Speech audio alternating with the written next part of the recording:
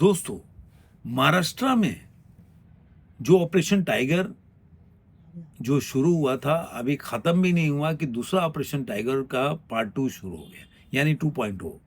वो क्यों हुआ? आपने देखा होगा कि आज के टाइम में जो आज ही प्रेस कॉन्फ्रेंस था और जो 6 विधायक थे, जो कल ही जो एकनाथ शिंदे थे, उन्होंने बोला था इसके बारे में कि ऑपरेशन टाइगर सफल रहा और हम ऐसा करते रहे। उन्होंने कहा, उनका क्या कहना है, जो एकनाथ शिंदे हैं, रविवार को 21 जून को घोषणा की कि ऑपरेशन टाइगर सफल रहा है और उन्होंने कभी कोई ऑपरेशन अधूरा नहीं छोड़ा है, ये भी उन्होंने बोला। जैसा कि आप जानते हैं कि शिवसेना यूटीपी उद्धव ठाकरे के जो सेना के 6 लोग जो है 21 जुलाई को घोषणा कर दिए थे कि वो पार्टी छोड़कर शिवसेना में, और काफी दिनों से चल भी रहा था कि वो जो ओरिजिनल शिवसेना, मतलब उनके हिसाब से अब शिंदे साहब का शिवसेना जो है ओरिजिनल है, उसमें हिंगोली से जो शिवसेना के विधायक हैं, सांसद है नागेश पाटिल असिस्टकर, उन्होंने, और धाराशिव से पार्टी जो सांसद है ओमराज निबालकर ने विकास निधि की कमी को इस निर्णय का मुख्य कारण बताया। श्री असिस्टकर ने बताया कि शिवसेना यूबीटी के नेताओं पर उनके खिलाफ दुष्प्रचार करने का आरोप लगाया है।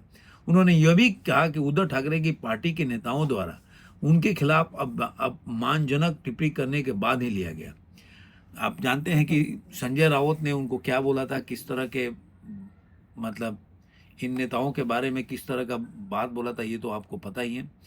और उन्होंने पहले ही आया था कि उन्होंने गुट बनाया, ओम बिरला से मुलाकात की और ये भी कहा कि विलय अब तय है।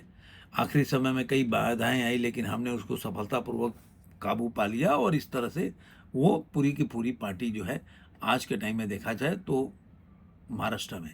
अब आप देखिए, सबसे बड़ी बात है कि ये अभी ख़त्म ही नहीं हुआ था कि जो आपने देखा होगा कि पहले भी जो जब ये हवा चल रहा था कि भाई जो सांसद है, 6 सांसद वो छोड़ के जाने वाले हैं, तो इन्होंने एक जो मीटिंग बुलाई थी, व्हीप जारी किया था मिलने के लिए ये सांसदों का, लेकिन उसमें से 9 सांसद में से केवल 3 ही आए।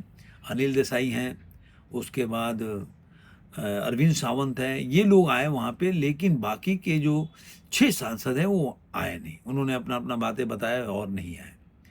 बाद में उन्होंने दिल्ली में संजय राउत ने बुलाया मीटिंग में, वहाँ भी नहीं गए लोग। तो अब इन्होंने बोला कि नहीं, ऐसी कोई बात नहीं है, सब चर्चाएं चलती रहती है। लेकिन ऐसे ही आज के दिन में उद्धव ठाकरे ने विधायकों का एक मीटिंग बुलाया, और ये मीटिंग में बता रहा हूँ, उद्धव ठाकरे द्वारा बुलाई गई विधानमंडल की बैठक में कई विधायक और विधान परिषद सदस्य नहीं आए। जिस पार्टी में, मतलब ये पहले से ही ये भी अटकल लगाया जा रहा था कि जो विधायक हैं और वो लोग पार्टी को छोड़ के जा सकते हैं।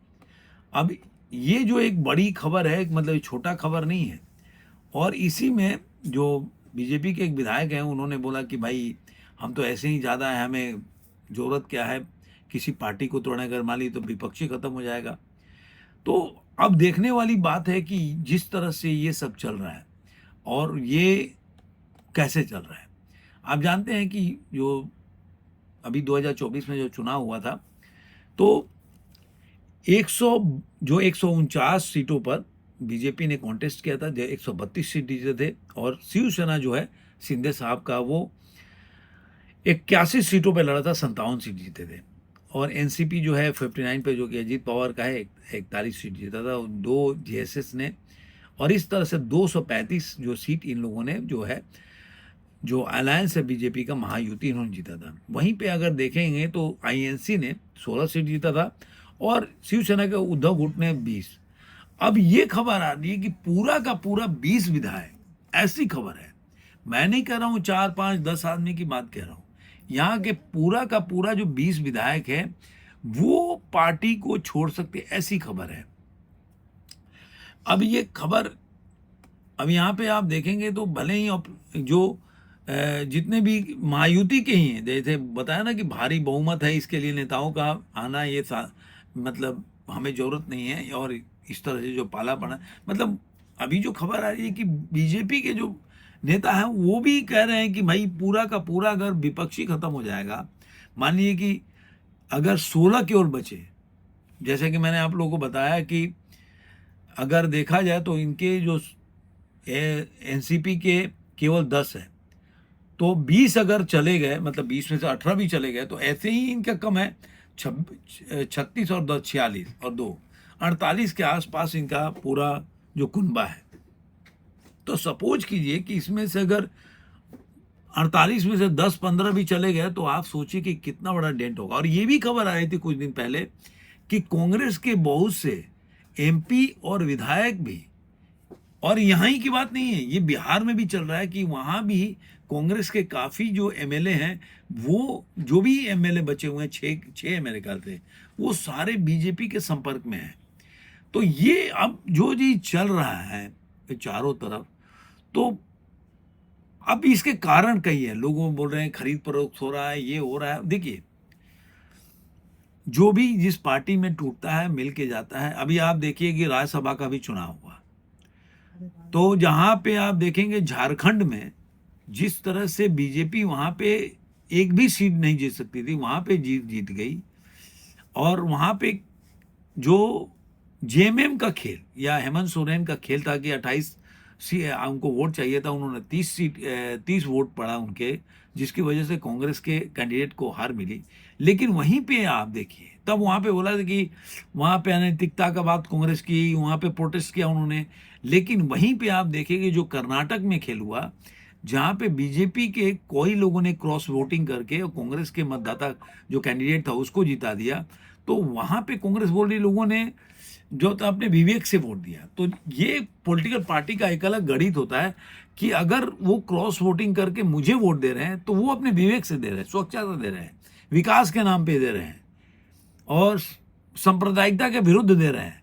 लेकिन जहां उनके विरोध में अगर उनके लोग अगर क्रॉस वोटिंग करके दूसरे को वोट दे रहे हैं, तो वहां पे हो जाएगा कि नहीं भाई, वहां खरीद फरोख्त है या ईडी का डर है या सीबीआई का डर दिखाया जा रहा है, और डरा के और लोगों को डेमोक्रेसी खत्म हो रही है, संविधान खतरे में, ये सब चलता है।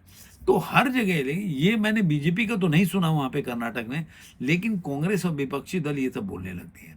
आपने अभी सुना होगा कि समाजवादी पार्टी में भी ये खेल चल रहा है, जहां पे आपने मुरादाबाद, मेरे ख्याल में मुरादाबाद के ना वीरा करके हैं एमपी, जिसका ओम प्रकाश राजभर ने नाम भी रखा था पहले बलिया का, फिर वो मुरादाबाद का नाम रखा था। उन्होंने बोला भी कि नहीं, मैं तो कभी भी नहीं जाऊंगी वहाँ पे बीजेपी में। लेकिन उन्होंने ये भी बोला कि मुझे बुलाया नहीं गया, जहाँ पे जो एसटी हसन है उन लोगों ने एक जो इवेंट था वहाँ पे, उनको वहाँ के सांसद हैं उनको बुलाया नहीं, जो कि एसटी हसन को वहाँ से सीट दिया जा रहा था, और बाद में अखिलेश यादव ने इनको सीट दिया। तो कहने का मतलब है कि ये सब पॉलिटिकल पार्टी में सब चलता रहता है। लेकिन क्या जिस तरह से अभी बोल रहे हैं कि जो शिंदे साहब के शिवसेना के जो नेता हैं, वो बोल रहे हैं कि ऑपरेशन टाइगर, सॉरी, वो खत्म नहीं हुआ, अभी चालू है। यानी कि क्या वो पूरा का पूरा जो है शिवसेना खतरे में है? क्या शिवसेना के सारे विधायक चले जाएंगे टूट के? अगर वो सारे टूट के चले, 9 में से 6 चले गए, तो केवल 3 बचे। अगर मैं 10 भी चले गए, तो आप सोचिए शिवसेना पूरी तरह से बर्बाद हो जाएगी। आप भले चिल्लाते रहिए, चाहे वो आदित्य ठाकरे हों, चाहे वो संजय राउत हो, कुछ भी बोलो, लेकिन एंड ऑफ द डे आपकी पार्टी खत्म हो रही है, ये सच्चाई है। आने वाले दिन जो है आप लोगों का बहुत कठिन होने वाला है। अभी चुनाव, अभी बहुत टाइम है, लेकिन उस समय तक, जब तक ये चुनाव होगी, जो लोकसभा का चुनाव हो या जो स्टेट का चुनाव हो, असेंबली का, तब तक आपकी ये जो भी पार्टी है, जो भी ये जो आपके सांसद चाहे अनिल देसाई या अरविंद सावंत बैठे हैं, क्या ये बचेंगे क्या? या जो बाकी अगर विधायक जो बच जाते हैं, वो बचेंगे क्या? 4 साल में आप सोच लीजिए कि कहां से कहां टूट के जा सकते हैं लोग। 2029 तक, मतलब ये 26 चल रहा है, 3 साल में आप सोचिए कि ये पार्टी बचेगी कि नहीं बचेगी, ये बड़ी बात है। उधर ये भी आ रहा है कि शरद पवार के पार्टी भी टूटने को है। तो ऐसा लग रहा है कि महाराष्ट्र में पूरा विपक्षी खत्म हो जाएगा और वो कम्युनिस्ट पार्टी वाला हो जाएगा कि एक ही पार्टी का राज रहेगा। तो वो देखने वाली बात होगी, अजीब तरह का पॉलिटिक्स हो जाएगा। और ये मुझे लग रहा, मैं भी मानता हूं कि डेमोक्रेसी के लिए अच्छा नहीं है। डेमोक्रेसी में विपक्ष का मजबूत होना जरूरी है, लेकिन जिस तरह से विपक्षी दल चल रहे हैं, जिस तरह से उनका वो लोग जाग नहीं रहे हैं, वो समझ नहीं रहे हैं कि भाई भाई आपको सही में ज़मीन पे उतर के आपको लड़ाई लड़नी होगी। हमेशा आप दूसरे के कंधे पे या तो ईडी के कंधे पर बंदूक छोड़ के बच नहीं सकते, या सोशल मीडिया पे केवल आप प्रधानमंत्री नहीं बन सकते और चीफ मिनिस्टर।